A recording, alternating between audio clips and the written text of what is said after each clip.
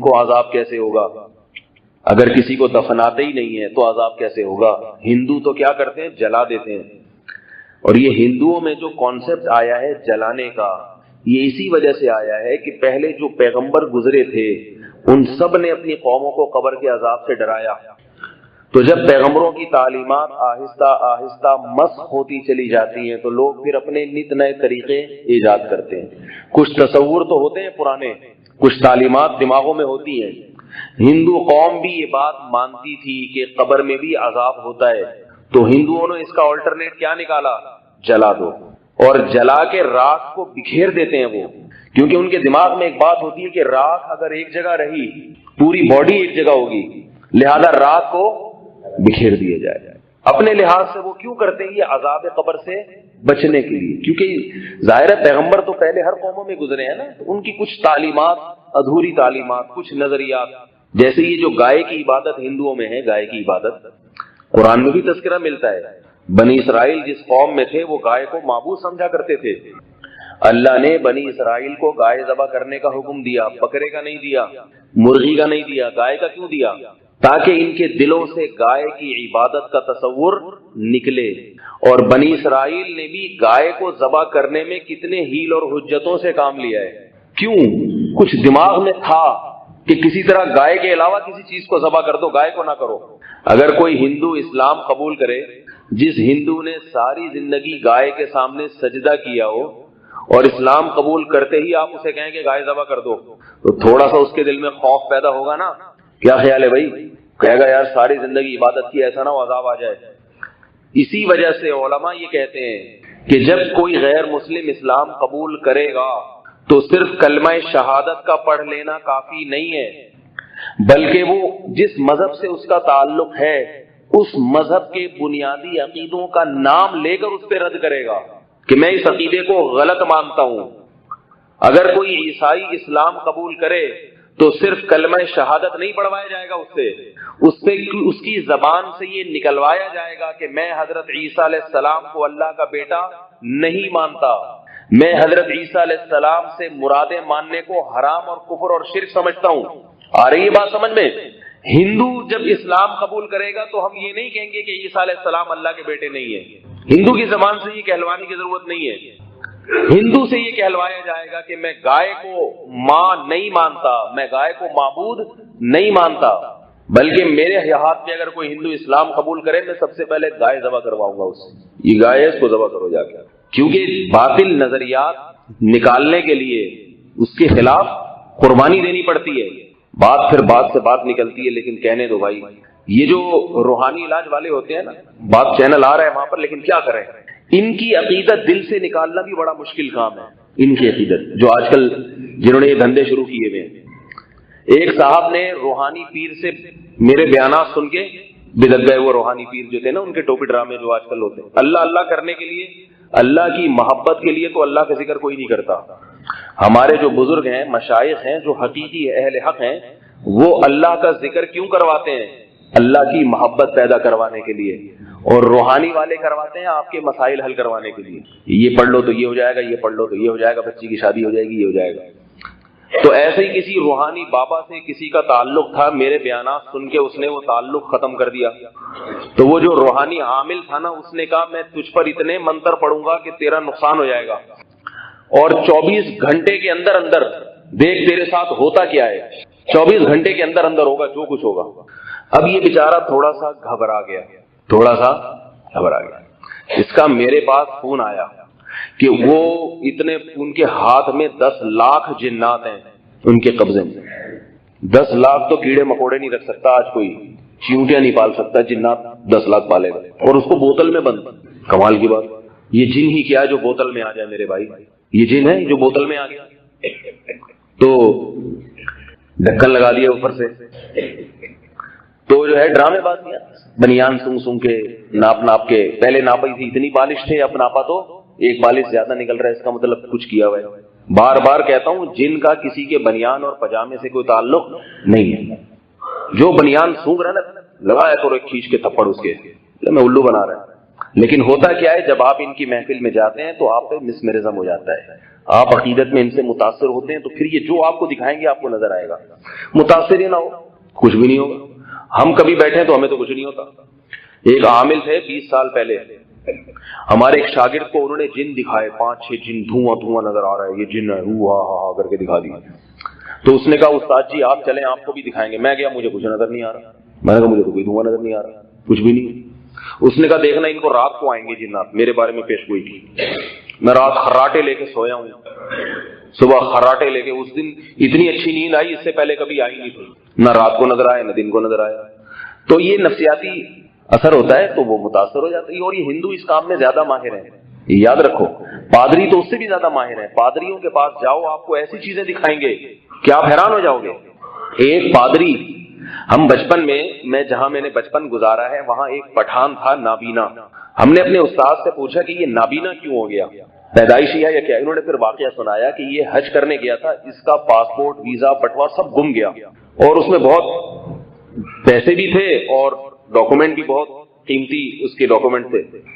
یہ بہت تلاش کی, نہیں ملا. تو کسی پادری نے اس سے کہا کہ میں تمہیں بتاؤں گا کہ یہ بٹوا کہاں رکھا ہوا ہے, اپنے عمل کر کے بتاؤں گا, لیکن شرط یہ ہے کہ اگر تمہیں وہ مل جائے تو تم نے عیسائی مذہب قبول کر لینا ہے, کیونکہ پھر یہ ہمارے برحق ہونے کی علامت ہوگی. تو پادری نے اسے جو جگہ بتائی, بیائی نہیں وہیں رکھا ہوا تھا وہ. یہ پٹھان عیسائی ہو گیا. جب یہ عیسائی ہوا ہے تو ماں غیرت مند, اس نے اس کو لتاڑا کہ تو نے مذہب چھوڑ دیا ہے. اس نے کہا کہ میں نے مذہب چھوڑا ہے لیکن مجھے اس مذہب کے برحق ہونے کی دلیل ملی ہے. اس نے جہاں پادری نے بتایا تھا نا بٹوا, وہیں ملا ہے, وہیں رکھا ہوا تھا وہ, بالکل اسی جگہ پہ. حالانکہ یہ تو کسی کو علم تھا ہی نہیں. ماں نے اس کو سمجھایا, غیرت مند ماں تھی, باز نہیں آیا. تو جب یہ سونے کے لیے لیٹا, اس کی دونوں آنکھوں میں چاقو مار دیے ماں نے کہ جب تو اسلام جیسی نعمت تجھے سمجھ میں نہیں آ رہی. کیا غیرت تھی, غیرت. اس پہ کوئی اختلاف کر سکتا ہے کہ آنکھ میں چاقو مارنا چاہیے تھا یا نہیں مارنا چاہیے تھا, یہ ایک الگ بحث ہے. لیکن بہرحال ماں نے پٹھان ہونے کا ثبوت تو پیش کر دیا نا. آج میرے پاس لوگوں کے فون آتے ہیں, بھائی قادیانی ہو گیا, کیا کریں؟ نکالو اس کو گھر سے, مرتد کو, خنزیر کو نکالو گھر سے, بائیکاٹ کرو. فون آتے ہیں, بھائی نے 3 طلاقیں دی ہیں, بیوی کو رکھا ہوا ہے, کیا کریں؟ نکالو اس کو, زانی شرابی کو. بھابھی کو بھی نکالو گھر سے, بھائی کو بھی نکالو. بولو جاؤ جا کے طوائف خانوں میں, ہیرا منڈی جاؤ, جا کے زنا کرو وہاں پہ. ہمارے گھر کو خراب نہیں کرو. جو 3 طلاقیں دے کے بیوی کو رکھے اس کو گھر سے دھکے دے کے نکالو, ورنہ تم پہ بھی اللہ کا عذاب آئے گا. مذاق بنائے ہوئے طلاقیں دیتے ہیں, پھر رکھ لیا, فتوا لے آئی, ادھر سے لے آؤ. تمہارا خاندان, تمہاری نسلیں خراب ہو جائیں گی. زنا کو کوئی زنا سمجھ کے کرے ٹھیک ہے, وہ قابل معافی ہے, توبہ کر لے گا کسی وقت. لیکن ایک چیز اللہ نے قرآن میں صاف لفظوں میں بتا دی کہ نہیں رکھ سکتے, پھر بھی رکھ رہے ہو, اس کا مطلب یہ مذاق بنایا ہوا تم لوگوں نے قرآن کو. اسلام کو, مذہب کو تبدیل مت کرو, خود تبدیل ہو. دیکھو لوگ سود کھاتے ہیں, یہاں بھی کچھ لوگ ہیں بینک میں جاب کرتے ہیں, مینیجر ہیں, ہم ان سے اچھے اخلاق سے پیش آتے ہیں, ان کو بتاتے ہیں کہ سود حرام ہے, مگر بد اخلاقی نہیں کرتے. کیوں؟ اس لیے کہ وہ سود کو یہ نہیں کہتے کہ اسلام میں جائز ہے, کہتے ہیں غلط ہے. بہت سے بے نمازی ہیں, مانتے ہیں کہ بھائی نماز چھوڑنا بری بات ہے, ہم ان سے اخلاق سے ملتے ہیں, ان سے رشتہ داری بھی ختم نہیں کرتے. بھائی کچھ مسلمان نیک ہوتے ہیں, دین پہ چلتے ہیں, کچھ بیچارے کوشش کرتے ہیں, دعا مانگتے ہیں, اللہ محبت سے ان کو چلائے انسان, وہ بھی آ جاتے ہیں. لیکن اگر کوئی اٹھ کے کہے کہ اسلام میں نماز ہے ہی نہیں, پھر وہ دوستی کے قابل ہو سکتا ہے کیا؟ اسے دلائل سے سمجھایا جائے گا, نہیں مانے تعلق ختم. کیونکہ ایسے آدمی کو اپنے خاندان میں ٹھکانہ دو گے تو تمہاری نسلیں دہریے ہو جائیں گی, تمہاری نسل برباد ہو جائے گی. لوگ کل طلاق کو مذاق بنا لیں گے, تو قادیانی ہو گیا, مرتد ہو گیا, پھر بھی تعلقات رکھے ہوئے اس سے. جائز نہیں ہے کوئی قادیانی ہو جائے, اللہ نہ کرے آپ کے بھائیوں میں کوئی. اللہ کا شکر ہے ہمارے یہاں ایسا ہوتا نہیں ہے, لیکن ایک مثال دے رہا ہوں. لڑکی ہے, عیسائیوں میں شادی کر لی بھاگ کے اس نے. یورپ امریکہ سے ایسے بھی واقعات آتے ہیں, ہماری بیٹی نے انگریز سے شادی کر لی, کرسچن ہے, کیا کریں, کیا کریں گے؟ بھگاؤ اس کو گھر سے, ختم تعلق بالکل. دیکھو غیرت دکھاؤ گے تو تمہارے خاندان کی حفاظت ہوگی. مذہب پہ کمپرومائز مت کرو, بتا رہا ہوں میں, کیونکہ جنگلی بن جاؤ گے, بالکل نسلیں برباد ہو جائیں گی. یہ مذہب ہے جو انسان کو روک کے رکھتا ہے, کچھ خاندانوں کو جوڑ کے رکھتا ہے. مذہب نہیں ہے تو جا کے دیکھو ان یورپ میں ان لوگوں کا کیا حشر ہوا ہے. ان کے نہ چاچے کا پتہ, نہ مامے کا پتہ, نہ بھائی کا پتہ, نہ بہن کا پتہ, نہ کچھ ہے ہی نہیں. یہی ہوگا تمہاری نسلوں میں, اور اس کا پھر وبال تم پر پڑے گا قیامت کے دن. تو وہ جو پٹھان تھا نا بیچارہ, وہ بیچارہ تو نہیں کہنا چاہیے, اس کی آنکھیں اس کی ماں نے پھوڑ دی. تو وہ بتاتے تھے کہ یہ اس وجہ سے ایسا ہوا ہے. اب میں آپ کو بتا رہا ہوں کہ دیکھو اس پادری نے بتا دیا نا کہ بٹوا کہاں رکھا ہوا ہے, تو کیا اس سے عیسائی مذہب کا صحیح ہونا ثابت ہو گیا؟ یہ شعبدے ہوتے ہیں، شعبدے. ممکن ہے اسی پادری نے چوری کروایا ہو، سمجھ رہے ہو بات کو؟ عین ممکن ہے اسی کے اس نے چھوڑے ہوئے ہو اپنے شتونگڑے اور اس نے چوری کروا کے رکھوایا ہو. یہ بڑے بہت ماہر ہوتے ہیں. یہ ایک صاحب نے مجھے بتایا کہ میرے ایک پیسے چوری ہو گئے تھے، میں ایک عامل کو گھر لے کر آیا، اس نے کچھ پڑھائیاں پڑھی اور اس نے بتا دیا کہ چور اس وقت آپ کے گھر کے اندر ہی ہے، اور کہہ رہے واقعتاً گھر کے اندر ہی چور تھا. میں نے کہا اصل میں یہ سالہ جو ہے نا، یہ جو عامل یہ پڑھائیوں سے نہیں پتہ لگایا، اس کے اس چور سے تعلقات پہلے سے تھے. یہ پہلے سے یہ خود خاندانی چور ہے. نہیں آ رہی بات؟ یہ خود خاندانی باپ دادے سے چور چلا آ رہا ہے، اس کے چوروں سے بھی تعلقات ہیں. ان دونوں نے پہلے سے مکمکہ کیا ہوا ہے کہ تم چوری کرنا اور میں تمہارا نام بتاؤں گا، تم پکڑے جاؤ گے، تھوڑی بہت دھنائی ہوگی، لیکن جو سمجھ رہے ہیں نا آگے عقیدت میں جب یہ لوگ ہاتھ پاؤں چومیں گے اور نذرانے آئیں گے تو آدھا تیرا آدھا میرا، وہ ریکوری ہو جائے گی. ہائے ہائے کیا سنائیں آپ کو واقعات. ایک اور سنا دوں آپ کو اپنا واقعہ تاکہ آپ لوگوں کا ان عاملوں پر سے یقین ہٹے.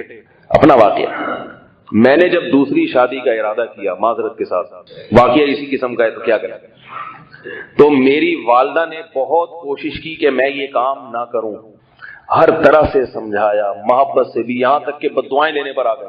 اور مجھے پتا تھا کہ جب کسی چیز کو شریعت نے حلال کیا ہو اور انسان کرنا چاہے تو پھر ماں کی بددعائیں نہیں لگتی. اللہ کا بڑا فضل ہے، والدہ میرے ساتھ ہی ہیں، مجھے خدمت کا موقع مل رہا ہے ان کی الحمدللہ، خوش و خرم ہے. لیکن اس وقت کہ میں نہیں کرنے دوں گی.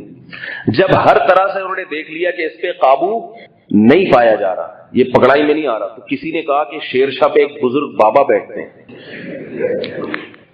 شیر شاہ پہ ایک بزرگ بابا بیٹھتے ہیں، وہ ایسے عملیات کریں گے کہ اس نے جہاں رشتہ بھیجا ہوا ہے اور جہاں بات اس کی ہو گئی ہے، طے ہو گئی تھی بات، وہاں رشتہ ٹوٹ جائے گا. ایسا پکا ڈھکا عمل کریں گے، ایسے وظیفے تعویذ دیں گے کہ جہاں میری بات طے ہو گئی تھی باقاعدہ نکاح کی تاریخ رکھی گئی تھی اور وہ وہاں رشتہ ٹوٹ جائے گا. مرتا کیا نہ کرتا. والدہ نے کہا چلو ہمارے خاندان میں اللہ کا شکر ہے یہ کچھ ہوتا نہیں ہے، لیکن جب لوگ مجبور ہو جاتے ہیں ہر طرح سے نا امید، والدہ نے کہا چلو ٹرائی کرتے ہیں. وہ بابے کے پاس گئی، اس نے کچھ الٹے سیدھے، وہ بابے بیچارے کو کیا پتا. 3-4 دن بعد میرے پاس فون آیا، انگلش میں ایک جوان لڑکا انگلش میں بات کر رہا ہے، جیسے یہ شو کرنے کے لیے کہ میں بہت تعلیم یافتہ ہوں. مجھ سے اس نے ایسی باتیں کی، میں ڈیٹیل میں نہیں جاؤں گا، ایسی باتیں کی جو باتیں سن کے انسان رشتہ توڑ دیتا ہے فوراً. یعنی کچھ شکوک شبہات والی باتیں، الزامات کہ آپ کی جہاں نکاح ہونے والا ہے اس کا یہ ہے، فلانا ہے، ڈمکانا ہے، وغیرہ وغیرہ کرتے ایسے طریقے سے کہ میرے دماغ میں وسوسے آنا شروع ہو گئے. لیکن میں فوراً سمجھ گیا کہ میری والدہ جس عامل کے پاس گئی تھی یہ اس کا شتونگڑا ہے. یہ کون ہے؟ اس کا شتونگڑا ہے. یہ میں سمجھ گیا، کیونکہ وہ خود تھوڑی بات کرے گا، انہوں نے بندے رکھے ہوئے ہوتے ہیں ہر چیز میں. ان کو پتا ہے یہ مولوی صاحب تھوڑا سا پڑھا لکھا ہے تو اس کے لیے پڑھا لکھا آدمی انگلش میں بات کریں گے تاکہ یہ متاثر ہو کہ بھائی یہ تو بہت کوئی کوالیفائی، امریکہ سے بھی نیا آیا ہے. میں نے فوراً تحقیقات شروع کر دی اور بھرپور طریقے سے تو مجھے پتا چلا اس نے جو الزامات لگائے ہیں وہ سارے غلط. میرے علاوہ کوئی اور ہوتا چکر میں پڑ جاتا، چکر میں. اور جب اس فیلڈ میں انسان ذرا سا چکر میں پڑتا ہے تو رشتے کا انکار کر دیتا ہے. لیکن میں سمجھ گیا کہ یہ چکر کس کا ہے، یہ عاملوں کی بدماشیاں ہیں. میں نے دھیان کا جو نام دیا نا عاملوں کی بدماشی، وہ اسی وجہ سے یہی کام کرتے ہیں، توڑنے کے اور رشتے طلاقیں دلوانا میاں بیوی میں، یہ اسی قسم کے کام کرتے ہیں. اور یہ جو جوڑنے کا کام کرتے ہیں نا، آپ کی کوئی چکر بازی ہو رہی ہے کہ آپ کو مل نہیں رہی تو تعویذ دیں گے، یہ کرتے کیا ہیں؟ اسی طرح لڑکی کو فون کر کے کہتے ہیں ہم نے استخارہ نکالا ہے، اس میں ستار بھائی کا نام آیا ہے، آپ کی اس کے علاوہ شادی کہیں کامیاب ہو ہی نہیں سکتی. وہ بیچاری شادی کر لیتی ہے، پھنس جاتی ہے بعد میں، وہ کہتے ہیں دیکھو ہم نے تعویذ دیا تھا اس سے شادی ہو گئی. یہ بہت ہوشیار شعبدے ایسے ہوتے ہیں کہ آپ تصور نہیں کر سکتے. جس آدمی کا کام ہی ہے یہ لوگوں کو الو بنانا، تو آپ سوچو کہ وہ تو اس میں PhD کیا ہوا ہے اس نے. خیر میں سمجھ گیا اور میں نے تحقیق کی تو وہ سب چیزیں غلط ثابت ہوئی. اللہ کا شکر ہے میری شادی بھی ہو گئی، میرے 4 بچے بھی ان زوجہ سے الحمدللہ. وہ عامل بیچارہ ابھی تک وہ تعویذوں کو لے کے گھس رہ گئے. اگر وہ میں توڑ دیتا رشتہ اس کی فسادی باتوں کی وجہ سے، پھر ایک فون نہیں آئے گا، ایک فون آئے گا پھر وہاں سے دوسرا آئے گا، پھر وہاں سے تیسرا آئے گا، انسان چکر میں پھنس جاتا ہے. تو وہ توڑ دیتا تو میری والدہ کا ایمان آج اس پہ پکا ہو جاتا نا. سمجھ رہے ہو بات کو؟ پھر وہ کیا کرتا کہ والدہ کا نمبر نوٹ کر لیتا اور پھر اس کے جو ہے نا اس میں ایک اور اضافہ ہو جاتا. وہ کہتا بھائی میں تو کتنوں کو میں نے توڑوائے ہیں، یقین نہ آئے تو ان سے پوچھ لو، فلانے سے پوچھ لو. ان کے انٹرویو بھی آ جاتے. تو یہ سب الو بنانے والی باتیں ہوتی ہیں. دل کے ارماں آنسوؤں میں بہ گئے، ان کے بچے ہم کو ماموں کہہ گئے۔ بعض لوگوں کا کہیں رشتہ چل رہا ہوتا ہے، تعویذ گنڈے والوں سے مل کے وہ رشتہ ٹوٹ جاتا ہے، اس کی کہیں اور شادی ہو جاتی ہے، بچے ہو جاتے ہیں، اور یہ بیچارے کفے افسوس۔ ایسے ہی کسی نے پوچھا بھائی تمہاری ایک جگہ منگنی ہوئی تھی کیا بنا؟ کہہ رہے دل کے ارماں آنسوؤں میں بہ گئے، ان کے بچے ہم کو ماموں کہہ گئے۔ یہ ہو گیا۔ دور رکھو اپنے آپ کو ان لوگوں سے، یہ کچھ نہ جوڑ سکتے ہیں نہ توڑ سکتے ہیں، بلکہ توڑنے کا کام زیادہ کرتے ہیں یہ۔ تو وہ میں بتا رہا تھا کہ وہ ایک عامل کے بارے میں نے ان کو کہا، میں نے کہا یہ کچھ بھی نہیں کر سکتا، اس کے بعد 10 لاکھ جن کیا ایک بھی جن نہیں ہے، جن کسی جنات ان پر مسلط ہوتے ہیں۔ قرآن مجید میں آتا ہے، سورہ جن اٹھا کے دیکھو، سورہ جن پڑھو، سورہ جن میں کیا آتا ہے؟ جنات نے جب اسلام قبول کیا تو جنات کی پوری تقریر ان کی زبانی اللہ نے قرآن میں ذکر کی ہے کہ جنات خود کیا کیا کہہ رہے ہیں، جنات اپنے بارے میں کیا رپورٹ پیش کر رہے ہیں کہ ہمارے اندر کتنی قوت اور کتنی طاقت ہے، اور وہ رپورٹ نقل کون کر رہا ہے؟ قرآن۔ پکی ڈھکی رپورٹ ہو گئی نا، اب ہمیں کسی اور سے پوچھنے کی ضرورت ہی نہیں ہے۔ جنات کہہ رہے ہیں وَأَنَّهُ كَانَ رِجَالٌ مِّنَ الْإِنسِ يَعُوذُونَ بِرِجَالٍ مِّنَ الْجِنِّ فَزَادُوهُمْ رَهَقًا، کہ جنات کہنے لگے کہ ہم نے انسانوں کو اس لیے ہم نقصان پہنچاتے ہیں کہ ہم نے دیکھا کہ ہم انسانوں سے ڈرتے تھے، لیکن ہم نے دیکھا کہ انسانوں نے ہم سے ڈرنا شروع کر دیا اور ہماری عبادت شروع کر دی، تو اس عمل نے ہماری سرکشی کو بڑھا دیا، اب ہم انسانوں پر تصرف کرنا شروع کر دیا۔ ہم پتہ یہ چلا کہ جو جنات سے ڈرے گا اور عاملوں کے پاس جائے گا، جن چڑیل بھوت ہر وقت بھگانے کے چکر میں رہے گا، جنات اس پر حاوی ہو جاتے ہیں، اور جو لفٹ ہی نہیں کراتا، جنات اس سے ڈرتے ہیں۔ جنات انسانوں سے ڈرتے ہیں، وہ تھوڑی آپ کے اوپر مسلط ہوں گے۔ ہاں جب مسلط ہوں گے جب ان کو آپ کے عقیدے میں خرابی نظر آئے گی، آپ ہر وقت وہ دیکھیں گے یہ روحانی چکروں میں پھنسا ہوا ہے، شادی نہیں ہو رہی تو کسی نے کچھ کر دیا ہے، فلاں نے یہ نہیں ہے، تو وہ پھر جنات بھی آ جاتے ہیں، بولتے ہیں ان کا تو ویسے ہی عقیدہ ہے، کچھ کیا ہوا ہے تو ہم 2-4 اپنے نمونے دکھا دیں تاکہ ان کا عقیدہ اور پکا ہو جائے۔ ایک صاحب نے مجھے دکھایا کہ ایک عامل صاحب آئے تھے، انہوں نے گھر میں دکھایا بندر کے پنجوں کے نشانات ہیں، واقعی نشانات بھی تھے۔ انہوں نے کہا یہ جنات ہیں جو آپ کے گھر سے بھاگے ہیں۔ میں نے کہا نہیں بھاگے، میں نے کہا آئے ہیں، یہ وہ جنات ہیں جو اس عامل کی وجہ سے آپ کے گھر میں آئے ہیں، بھاگے نہیں ہیں، آئے ہیں۔ پہلے نہیں تھے، اب جب عامل لے آئے نا گھر میں، سونگ رہا ہے وہ 4-7 سارے کمروں کو جا کے سونگتا ہے عامل، حالانکہ جن سونگ سے پکڑائی میں آنے والا مخلوق ہی نہیں ہے۔ جن جو ہے نا سونگنے میں نہیں آتا، یاد رکھو، یہ جو آپ کی گلی محلے میں سونگتے ہیں نا، دیکھا ہوگا آپ نے، یہ روحانی بابا جب گھر میں آتے ہیں تو سونگتے ہیں، یہ ایسے کر کے سونگتے ہیں، کہتے ہیں آپ کے گھر میں کچھ ہے۔ جن سونگنے میں آنے والی چیز ہے ہی نہیں۔ بعض چیزیں ایسی ہیں جو ہاتھ لگا کے پتہ چلتی ہیں، ہاں ہے، ٹھیک ہے، بعض چیزیں دیکھنے سے پتہ چلتی ہیں، بعض چیزیں سونگنے سے پتہ چلتی ہیں۔ روشنی جو ہے، روشنی یہ ہاتھ لگانے سے پتہ چلتی ہے، سونگنے سے پتہ چلتی ہے؟ بولو بھائی، یہ دیکھنے سے نظر آتا ہے، اور دیکھتی نظر بھی جب آتی ہے جب کسی چیز پہ پڑتی ہے، ورنہ بذات خود روشنی کو دیکھنا ممکن نہیں ہے۔ تو جن بھی آگ سے بنی ہوئی روشنی کی طرح کی ایک چیز ہے، وہ نہ سونگنے سے ٹریس ہوتی ہے، نہ ہاتھ لگانے سے، اور نہ ویسے نظر آتی ہے۔ جب وہ کسی شکل میں آئے گا نا، کسی شکل میں کوئی روپ اختیار کرے گا پھر نظر آئے گا، ورنہ وہ نظر ہی نہیں آتا۔ اور جب وہ نظر آئے گا تو صرف عامل کو نہیں آئے گا، آپ کو بھی نظر آئے گا۔ وہ روشنی جب ریفلیکٹ ہوتی ہے، کسی دیوار پہ پڑتی ہے تو وہ سب کو نظر آتی ہے، یہ خاص مخصوص لوگوں کو نظر آتی ہے؟ بولے بھائی سب کو، تو آپ کو بھی نظر آئے گی۔ ایسے جن جب انسانی شکل میں آئے گا تو سب کو نظر آئے گا۔ وہ یہ نہیں کہ صرف ان کو آ رہا ہے ان کو نہیں آ رہا، تو ان کے سرخاب کے پر لگے ہوئے ہیں اس لیے ان کو آ رہا ہے۔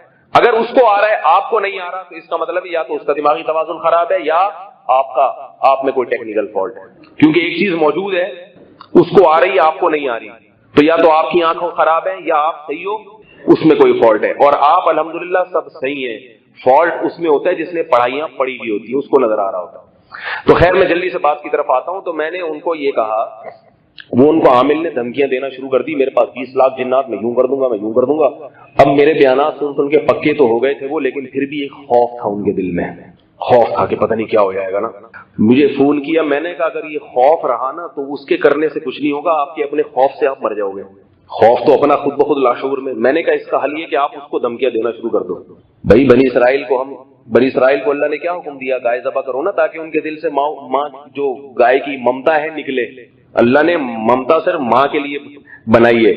تو میں نے کہا کہ آپ کیا کرو، آپ اس کو بولو تو نے جو کرنا ہے نا 10 لاکھ کے بجائے تو 10 کروڑ لے آ، میں تیرے سامنے بیٹھا ہوں، جیسے میں کہتا ہوں نا کہ جس نے تعویذ گنڈا کرنا ہے مجھے دے، میں اپنی شلوار کے ریشمے میں انشاءاللہ خود رکھوں گا اور انشاءاللہ کچھ بھی نہیں ہوگا.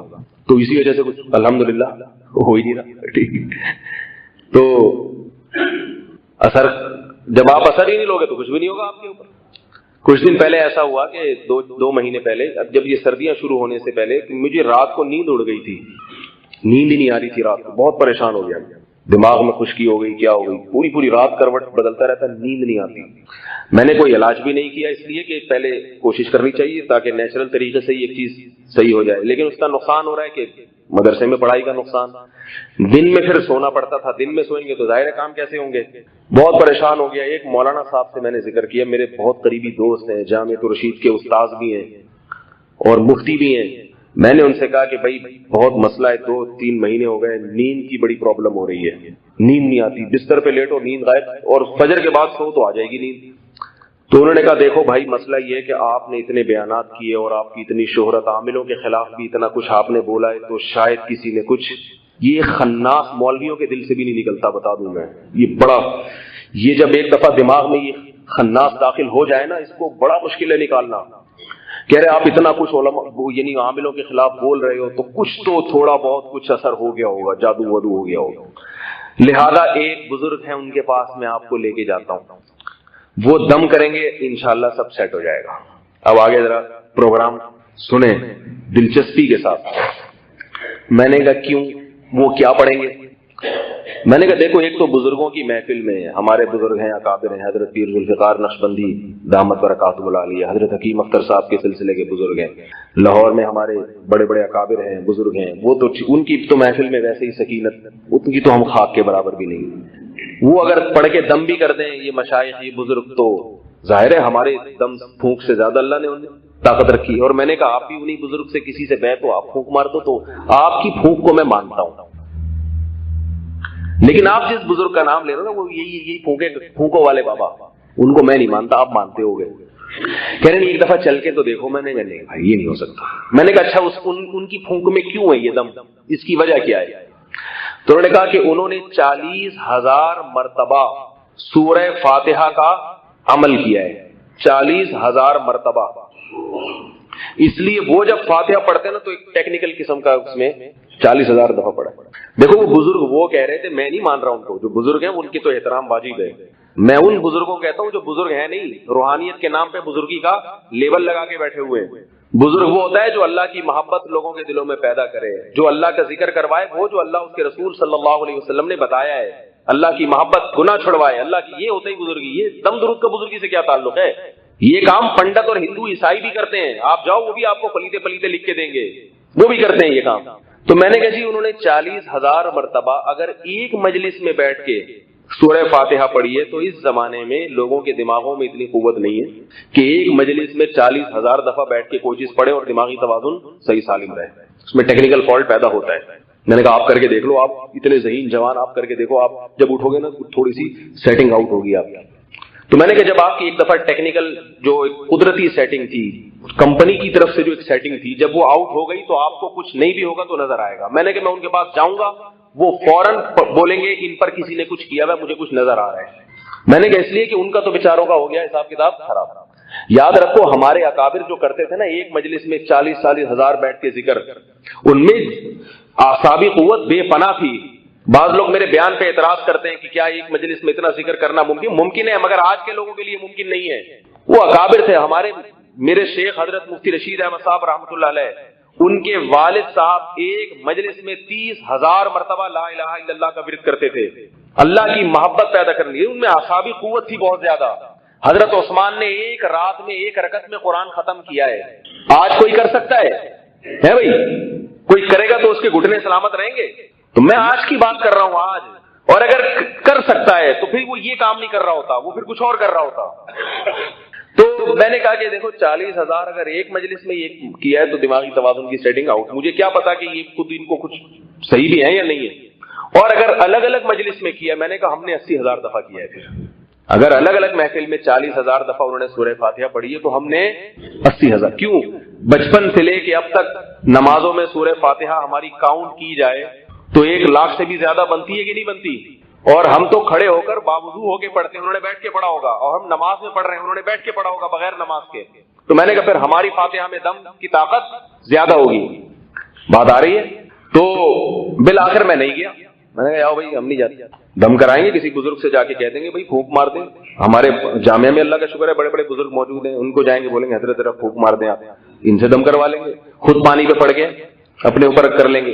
अव्वल तो इसकी जरूरत ही पेश नहीं आएगी इंशाल्लाह। बीमारी है, बाज दफा होता है इंसान को दिमागी काम ज्यादा होता है तो नींद गायब हो जाती है उसकी। अल्लाह की कुदरत हुई कि 1-2 दिन गुजरे नहीं, मुझे नींद आना शुरू हो गई। अभी 2 दिन नहीं गुजरे थे, क्योंकि जैसे ही मौसम ठंडा हुआ, कोयटा की हवा चलना शुरू हुई है, जरा सी एक थपेड़ा कोयटा से आया है और गहरी नींद शुरू। पता चला ये गर्मी की वजह से नहीं आ रही थी, गर्मी बहुत शदीद पड़ी थी ना। एक थपेड़ा कोयटा का आया और ऐसा सोए कि पुलिस से भी नहीं उठ रहे। अब ऐसा सोते हैं कि पुलिस बुलवानी पड़ती है उठाने के लिए, इतनी गहरी नींद। मैंने उन उस्ताद को जाके पकड़ा, मैंने कहा अगर मैं उसके पास चला जाता तो मेरा भी अकीदा खराब होता नहीं होता? भाई ये इनके पास गया हूं, एक फूंक लगाई है और अल्लाह का शुक्र है 2 दिन के बाद मुझे नींद आना शुरू हो गई। हालांकि वो फूंक उनकी नहीं असर करती, वो कोयटा की फूंक ने असर किया था। कराची में जो सर्दी पड़ती है वो कोयटा से आती है ना, कोयटा की हवा चलती है, तो कोयटा की फूंकों में अल्लाह ने ऐसा दम रखा है कि वो बेख्वाबी के मरज को खत्म कर देती है। तो नफ्सियाती तौर पे लोग मुतासिर होते हैं। मैं अर्ज ये कर रहा था कि जब कोई गैर मुस्लिम इस्लाम कबूल करता है तो उससे उसके जो नजरियात हैं, इस्लाम क्या कहता है कि उसकी नफी करवाओ, पहले उसकी नफी। तो ये आमिलों के बारे में भी मैं कहता हूँ कि भाई ये अगर तुम्हें धमकियां देते हैं, तुम इससे बड़ी धमकियां इनको, ये बहुत डरपोक होते हैं। एक पुलिस वाला भेजो, इनको उठा के जीप में डाल के बंद कर देगा, फिर ये इनके फलीते बनियान पजामे सारे वहीं के वहीं रह जाते हैं।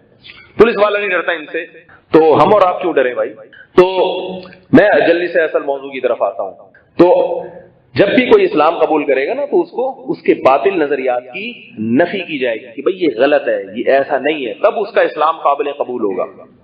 तो कब्र के अजाब की बात मैं कर रहा था। कुरान मजीद में क्या आता है? उग़रिक़ू फ़उदख़िलू नारा, फरमाया इनको पानी में गर्क किया गया और आग में दाखिल कर दिया गया। गर्क करते ही आग में दाखिल। तो लोग ये जो ये कहते हैं ना कि कब्र, अगर ये यही, हाँ हिंदुओं की बात कर रहा था कि वो क्यों जलाते हैं, ताकि उनकी नजर में जो अजाब और सवाब मुमकिन ना रहे। पारसी क्या करते हैं कि वो चील और कौवों को खिला देते हैं लाश। उनका नजरिया ये होता है कि अगर इसकी बोटियां चील और कौवे खा लेंगे तो अजाब किसको होगा, सवाब किसको होगा। जबकि कुरान मजीद में अल्लाह ने इस आयत में बता दिया कि मैं पानी में दाखिल करके आग में दाखिल कर सकता हूँ, पानी में दाखिल करके पानी और आग को जमा कर सकता हूँ।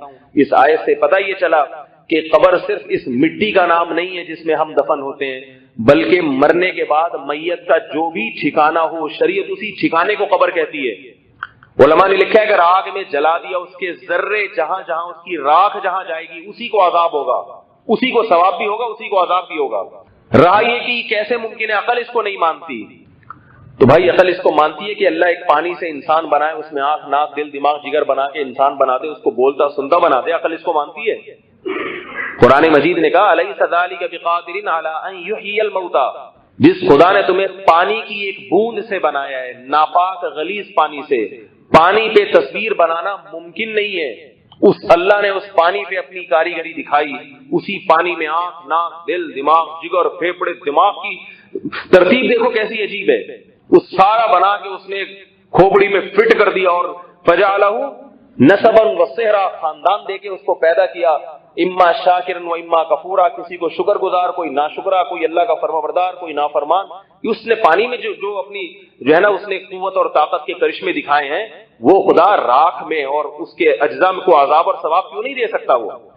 और अल्लाह ने कुरान मजीद में इसकी मिसाल भी दी। वो मिसाल मैं बात न दूंगा, पहले एक और आयत पढ़ लूं जिससे पता चलता है कि कुरान भी कब्र के अजाब का कायल है। कुरान में भी इसका तज़किरा है। फिरौन के जहां गर्क करने की बात है, गर्क, फिरौन को अल्लाह ने गर्क किया दरिया में। अल्लाह फरमाते हैं हमने फिरौन को आग में दाखिल कर दिया, अन्नार। यहां भी तज़किरा किया है, गर्क कहां हो रहा है? पानी में। दाखिल कहां हो रहा है? आग में। सूरह मोमिन में फरमाया युरदूना अलैहा गुदुव्वन व अशिया, इस आग पर फिरौन को सुबह और शाम पेश किया जाता है। بعض علماء نے تو ذکر کیا کہ صبح اور شام سے مراد کیا ہے کہ صبح بھی آگ میں جلایا جاتا ہے اور شام کو بھی. اللہ ہم سب کو عذاب قبر سے محفوظ رکھے. اور بعض نے کہا کہ مستقل جلایا جاتا ہے. یہ صبح و شام کا تذکرہ اس لیے کہ جو چیز ہر وقت ہوتی ہے اس کو کہتے ہیں صبح و شام. کہتے ہیں بھائی صبح و شام تمہارا یہی کام ہے, صبح و شام تم کھاتے رہتے ہو, صبح و شام تم محنت ہی کرتے رہتے ہو. کیا مطلب؟ ہر وقت یہ کام کرتے ہو. اور آگے فرمایا وَيَوْمَ تَقُومُ السَّاعَةُ, اور جس دن قیامت قائم ہوگی, ادخلوا آل فرعون اشد العذاب, کہا جائے گا کہ فرعون کو اس سے بھی سخت عذاب میں داخل کر لو. پتہ یہ چلا کہ یہ جو قیامت سے یہ جو پہلے آگ کا تذکرہ ہے, یہ وہ آگ ہے جو قیامت سے پہلے ہے. یہی قبر کا عذاب ہے. حالانکہ فرعون قبر میں نہیں, آج بھی مصر میں فرعون کی لاش رکھی ہوئی ہے. تو جہاں اس کی لاش رکھی ہوئی ہے وہی عذاب قبر ہے فرعون کے لیے, وہی عذاب قبر ہے. بعض لوگ ایک اشکال کرتے ہیں کہ روح جو ہے نا, روح یہ تو علیین میں ہوتی ہے. شہداء کے بارے میں حدیث میں آتا ہے کہ شہید کی روح, حدیث میں آتا ہے رسول اللہ صلی اللہ علیہ وسلم نے فرمایا جنت میں پرندوں کے پیٹ میں ہوتی ہے شہید کی روح, اور وہ جنت میں اڑتے پھرتے ہیں. تو اگر اسی قبر میں عذاب اور ثواب ہوتا ہے تو پھر روح تو حدیث میں کیا آتا ہے قبر جنت میں ہوتی ہے. تو یہ کیسے ممکن ہے؟ اس کا جواب سوال سمجھ میں آیا بھائی کہ آج آپ کو بھی کوئی نہ کوئی آفس میں ٹکر جائے گا نا, کوئی نہ کوئی اس طرح کے نظریے آج کل پھیلا رہے ہیں. تو جواب ذہن میں رکھیے, قبر کی زندگی کو اس دنیا کی زندگی پر قیاس کرنا ممکن نہیں ہے. قبر کی زندگی کو اللہ نے تشبیہ دی ہے خواب کی زندگی کے ساتھ. اللہ یتوفی الانفس حین موتها, اللہ فرماتے ہیں ہم تمہاری روح کو قبض کرتے ہیں موت کے وقت. والذی لم تمت فی منامها, اور جن کی موت نہیں آتی ان کو نیند کی حالت میں ہم ان کی روح قبض کر لیتے ہیں. سوتا ہوا آدمی بھی مردے ہی کی طرح ہوتا ہے. اب مجھے بتاؤ, جب آپ سوتے ہو, اللہ قرآن میں کہہ رہے ہیں ہم آپ کی روح قبض کر لیتے ہیں, تو روح کا جسم سے تعلق کمزور. یہی وجہ ہے کہ آپ سوتے ہوئے آدمی کے سامنے کوئی بات کریں سنائی نہیں دے گا. سوتے ہوئے آدمی کو کچھ دکھائیں, آنکھیں کھول کے بھی دکھائیں تو نظر نہیں آئیں گی اس کو, اور اس کی روح بھٹک رہی ہوتی ہے. سوتا ہوا آدمی کہاں کا امریکہ بھی گھوم رہا ہوتا ہے, وہ تو اٹھاتے کتنا غصہ آتا ہے اسے, اتنی مشکل سے ویزا ملا تھا, تم نے اس ٹائم پہ اٹھا دیا مجھے. اس لیے تو غصہ آتا ہے کہ جاگتی حالت میں تو کوئی اچھی چیز دیکھنے کو ملتی نہیں, سو کے خواب خرگوش کے مزے لے رہے ہیں اور تم نے آگے اٹھا دیا. پولیس آئی ہے, ٹھیک ہے نا, قرضہ مانگنے آ گیا ایک آدمی. خواب اچھے اچھے بھی آتے ہیں, برے برے بھی آتے ہیں. خواب میں انسان کی روح گھوم رہی ہوتی ہے, کیا کیا نظر آ رہا ہے اس کو. جب برا خواب آتا ہے کوئی آ کے اٹھا دے تو انسان شکر ادا کرتا ہے, اللہ کا شکر ہے کہ یہ خواب تھا ورنہ آج میں چوڑے میں آ گیا تھا, آج میں چوڑے میں. اچھا ہوا بھی چھری گردن پہ چلنے ہی والی تھی کہ آنکھ کھل گئی. تو ایک آدمی نے مجھے بتایا کہ مجھے خواب آیا, کہ نوجوان نے کہہ رہے کہ مجھے خواب آیا کہ خواب میں نا مجھے پکڑ کے پھانسی گھاٹ کی طرف لے کے جا رہے ہیں اور لٹکانے کے لیے بھی مار دیں گے جان. کہہ رہے مجھے یقین تھا مر گیا میں. تو میں نے کہا یار میں نے اتنے سارے گناہ کیے, توبہ کر لو. کہہ رہے مجھے خیال آیا کہ اللہ بولے گا اب تو موت کے در سے توبہ کر رہا ہے, اب کیسی توبہ. تو کہہ رہے میں نے توبہ کی, 2 رکعت پڑھے اور اللہ سے کہا اللہ اگر بچ گیا نا میں بالفرض اس موت سے, اول تو چانس نہیں ہے بچنے کا, کوئی معجزہ ہو گیا تو میں اپنی توبہ پر قائم رہوں گا. ٹھیک ہے نا, یہ تو پکی توبہ ہو گئی نا. بھائی دل میں شیطان وسوسے ڈال رہا ہے کہ تو ابھی لٹکنے کے ڈر سے توبہ کر رہا ہے, اگر یہ موت نہ ہوتی پھر تھوڑی توبہ کرتا. تو اللہ سے معاہدہ کیا کر رہا ہے, اے اللہ بچا لے, اگر بچ گیا نا تو میں توبہ پر, اس کو عادت تھی بد نظری کرنے کی, جھانکا تاکیا اور انٹرنیٹ پہ یہ گندی گندی چیزیں دیکھنے کی. تو یہ کہہ رہا ہے میں نے توبہ کی, مجھے بتا رہا ہے, کہہ رہا ہے میں نے سچی توبہ کی, میری آنکھ کھل گئی. ایسا موت کے منہ سے نکلا ہوں اور ایسا لگ رہا تھا اللہ نے بتا دیا کہ بچا لیا, اب بتا. کہہ رہا ہے پھر گناہ کرنے کا دل چاہ رہا ہے. میں نے کہا اللہ کے بندے, اللہ نے تجھے مہلت دی ہے, مہلت دی ہے, وہ اللہ کی مرضی جس کو جس طرح سے. اگر مہلت نہیں بھی دی عبرت کے لیے تو خواب دکھایا نا تجھے, عبرت کا نشان تو بنا دیا کہ میں حقیقت میں بھی ایسا کر سکتا ہوں. اب توبہ پر قائم رہے. تو بعض لوگ جو ہے نا توبہ کرتے ہیں. وہ ایک آدمی نے دریا میں ڈوب رہا تھا, تو ڈوبتے ہوئے اس کی وہ موت آ رہی ہے, موجیں اس کو. تو کسی نے کہا کہ وہ مالدار آدمی تھا, کسی غریب کو کبھی اس نے کچھ کھلایا نہیں. کسی نے کہا کہ بھائی اب دیکھ اللہ کے سوا تجھے کوئی نہیں بچا سکتا, تو منت میں 2 دیگیں مان لے, 2 دیگیں, اللہ تو مجھے بچا لے, میں 2 دیگیں کھلاؤں گا غریبوں کو نا, 2 دیگیں بریانی کی یا میٹھے چاول کی, کوئی بھی 2 دیگیں کھلاؤں گا. اس نے جیسے ہی منت مانی ایک لہر نے اس کو باہر نکالا, جیسے ہی باہر نکالا فوراً کہتے کیڑی دیکھ, کیڑی دیکھ. اگلی لہر آئی واپس اندر، تو کہہ رہا میں پوچھ رہا سی کہ کڑوی کے میٹھی، میں تو اللہ صرف اتنا پوچھ رہا تھا تجھ سے، تو سمجھا ہی نہیں بات کو میں کہنا کیا چاہ رہا ہوں، ابھی میری بات مکمل ہوئی نہیں ہے اللہ، میں تو اصل میں یہ ایکچولی میں یہ سمجھانا چاہ رہا تھا کہ میٹھی یا کڑوی، تو فوراً بیان بدل دیا، یہ پاکستانی قوم ہے، اللہ سے کیا ہوا معاہدہ بھی فوراً تبدیل۔ کتنے لوگ ہیں فون آتے ہیں منت مانی تھی اللہ یہ کام ہو گیا تو ہم یوں کریں گے، جب کام ہو جاتا ہے تو نہیں کرتے۔ یوفون بالنذر ویخافون یوما کان شرہ مستطیرا، اللہ کیا فرماتے ہیں کہ ہمارے نیک بندے اپنی منتوں کو پورا کرتے ہیں اور اس دن سے ڈرتے ہیں جس دن اللہ کا عذاب آئے گا حشر کے میدان سے، انہیں پتہ ہے اس کا حساب دینا پڑے گا، اور منتیں نہ مانا کرو میرے بھائی، ویسے ہی اللہ سے عاجزی کر لیا کرو، ویسے ہی خوشحالی میں غریبوں کو کھلاؤ، گناہوں سے بچو۔ تو قبر کا جو عذاب ہے، جب روح انسان کی خواب کی حالت میں بہت کچھ دیکھتی بھی ہے، بعض دفعہ جنت میں بھی چلی جاتی ہے، لیکن کیا اس روح کا اس جسم سے تعلق بالکل ختم ہو جاتا ہے بھائی؟ کمزور ہوتا ہے، ختم نہیں ہوتا، تبھی ہم اس کو زور سے جگائیں تو اٹھ جاتا ہے۔ بعض دفعہ ایسا ہوتا ہے خواب میں آپ کو بہت اچھی کوئی چیز نظر آتی ہے تو آپ اتنا زور سے مسکراتے ہیں کہ اس دنیا کی زندگی میں بھی اس مسکراہٹ کے آثار آپ کے ہونٹوں پہ ظاہر ہو جاتے ہیں۔ بچوں کو دیکھا ہوگا آپ نے خواب میں مسکراتے ہوئے، بالکل اسی طرح بعض دفعہ مردے کو برزخ میں اتنا شدید عذاب ہوتا ہے کہ اس عذاب کے آثار، ہوتا تو وہ برزخ میں ہے، ہوتا تو وہ اس عالم میں ہے، مگر اس کے آثار اس کی باڈی اور جسم پہ ظاہر ہو جاتے ہیں۔ تواتر سے واقعات ہیں قبر کے عذاب کو، بہت سے لوگوں نے اپنی آنکھوں سے دیکھا ہے، بہت سے لوگوں نے، یہ وہ اتنے سخت آثار۔ اسی طرح بعض دفعہ مردہ اتنے سکون میں اور اتنی نعمتوں میں ہوتا ہے کہ اس کی نعمت کے آثار اللہ اس کی باڈی پہ ظاہر کر دیتے ہیں۔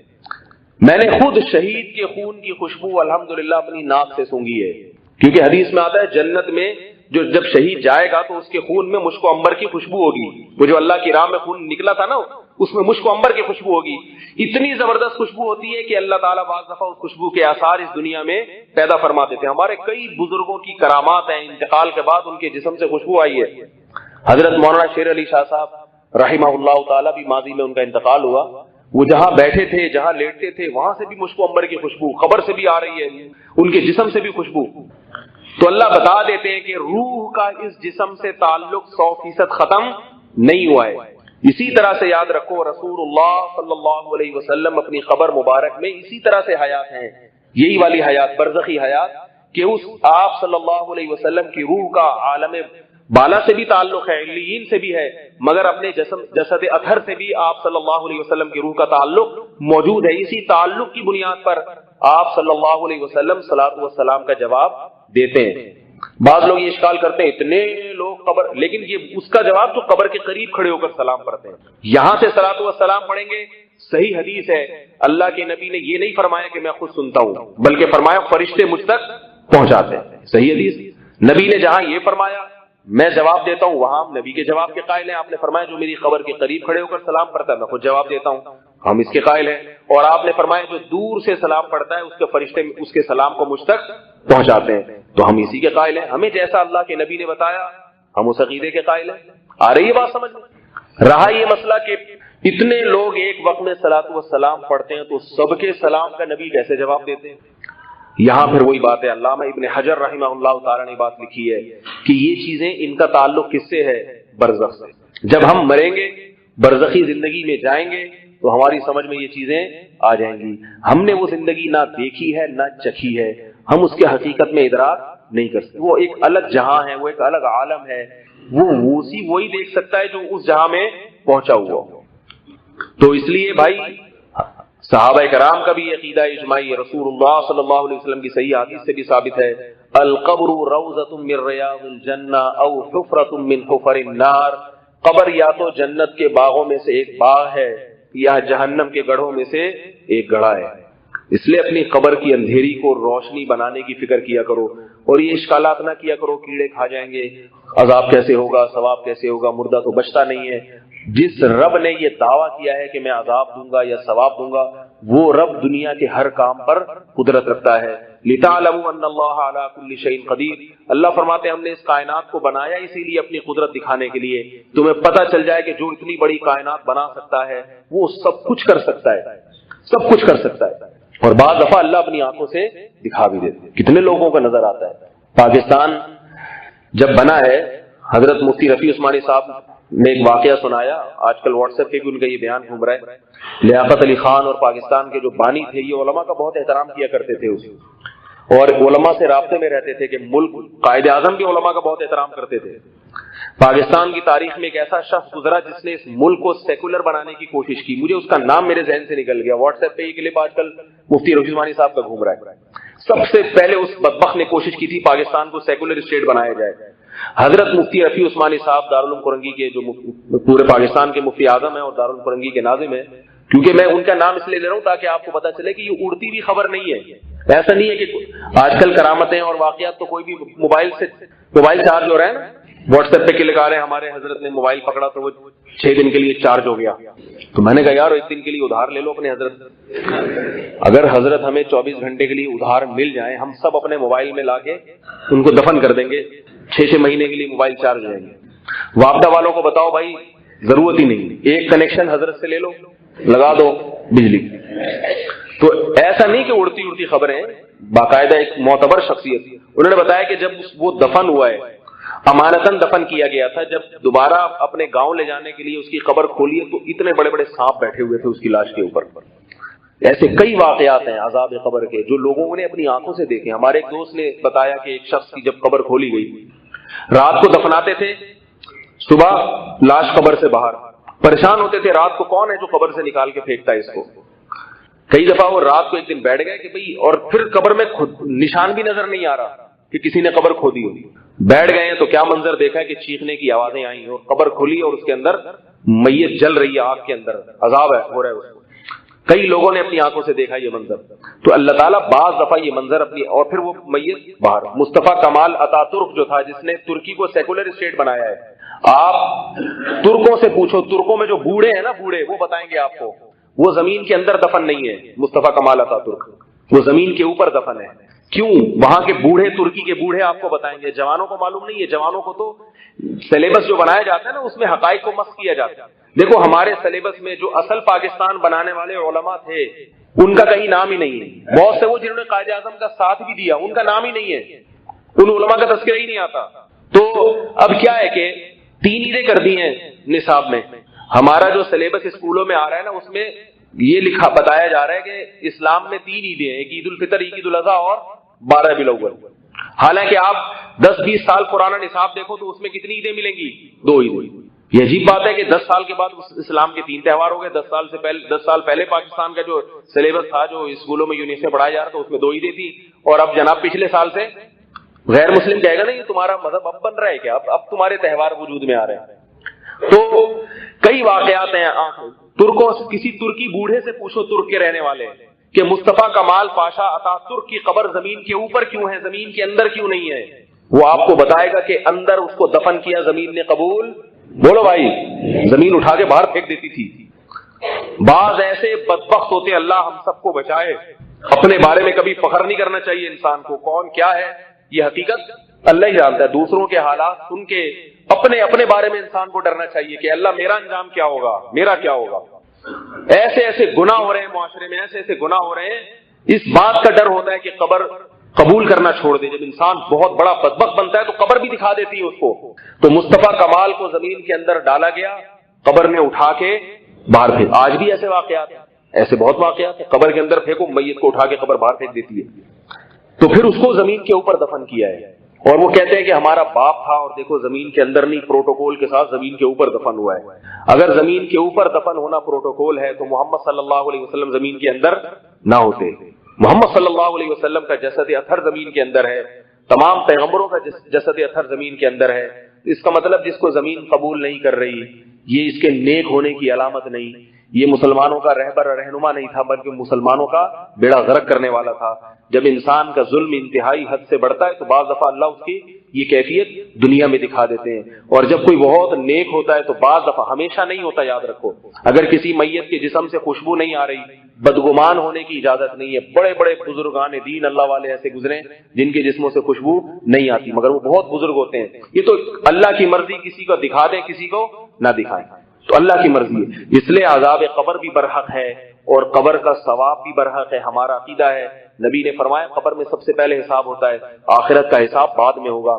اللہ تعالی ہماری قبروں کو جنت کے باغوں میں سے ایک باغ بنائے اور ہمیں ان اعمال کی توفیق عطا فرمائے کہ ان جن اعمال سے قبر کی وحشت ختم ہوتی ہے. اور یاد رکھو سب سے زیادہ قبر کی وحشت ختم کرنے کا جو ذریعہ ہے وہ قرآن کی تلاوت ہے. قرآن کی آج صبح صبح گھروں میں تلاوتیں نہیں ہوتی، گانے بجانے لگے ہوتے ہیں ہر وقت. یہ گانے تمہیں قبر میں آ کے کوئی نہیں سنائے گا. یہ جو گانوں سے دل بہلا رہے ہو یہ قبر میں نہیں سنائے جائیں گے. نبی نے فرمایا جو سورہ بقرہ کی تلاوت کرتا ہے صائبان کی طرح انسان کے سر پہ ہوگی وہ. تو قرآن کو اللہ جسم دیں گے، جس نے قرآن کی تلاوت کی ہوگی یہ قبر میں انسان کا دوست بن کے سوالات کے جواب دے گا.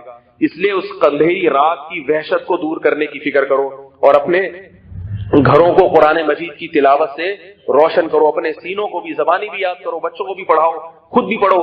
اس سے قبر کی روشنی بڑھے گی. گانے بجانے اور ان فلموں ڈراموں جو آج ہمارے گھروں کا ماحول 24 گھنٹے ٹی وی چلتا ہے، اس سے تمہارے گھر وقتی طور پہ روشن ہو سکتے ہیں، وقتی طور پہ، مگر تمہاری قبریں اندھیری ہو جائیں گی، وحشت ہو جائے گی. اللہ ہم سب کی قبروں کو نور سے بھرے اور ہمیں ان اعمال کی توفیق عطا فرمائے جن اعمال سے ہماری قبریں روشن ہوتی ہیں.